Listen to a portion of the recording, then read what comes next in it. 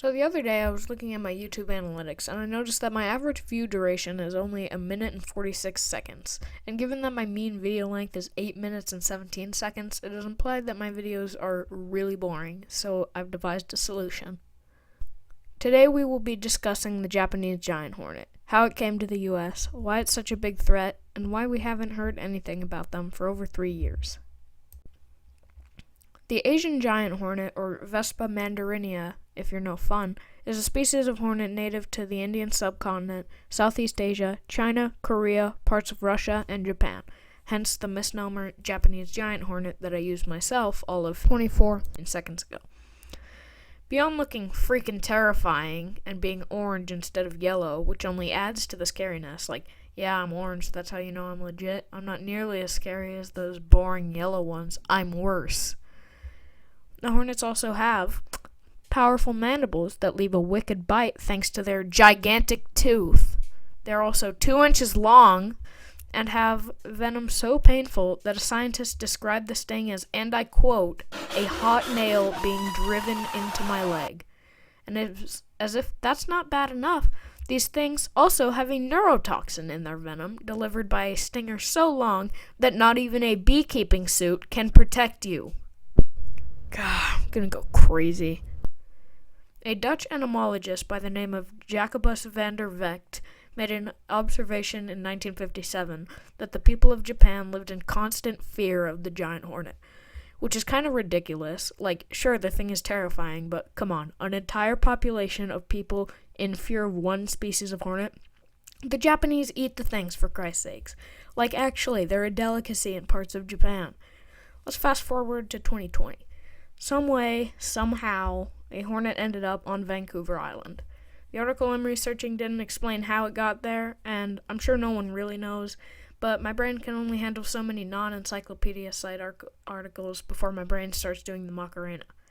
Anyways, they tracked the hornets back to their nest and proceeded to destroy it. They didn't say how, but I hope they gave it the old blowtorch and corkscrew. Hornet sightings and nests continued to pop up, spreading off of Vancouver into British Columbia and Washington. 2 worker hornets were captured in Blaine, British Columbia, and Custer, Washington in October 2019. Then a week or so later, they found a queen in Bellingham, Washington, where I've been to. Didn't see any hornets, though. The British Columbian government and the Washington State Department of Agriculture, or WSDA, continued finding nests throughout the year and quickly exterminating them. When spring rolled around, the WSDA told citizens and beekeepers to report any hornets they see to them. Now, you're probably wondering why these things are such a big deal. I mean, if you get stung, it just hurts for a while, and you'll be fine, right? Well, answer me this, kid. Do you like honey? No, not really. It's too sugary for me. Oh, okay. Well then, do you like living in a functioning ecosystem? What's an ecosystem? Oh my god. Hornets, wasps, and yellow jackets are all predators, and they like to attack bee nests. Now, the species of bee that lives in Japan, the Japanese honeybee, has developed a tactic to ward off hornet attacks. This is the fun part, kids. This tactic is known as bee balling, where the honeybees swarm the hornet and then flap their wings, creating motion. And what does motion generate?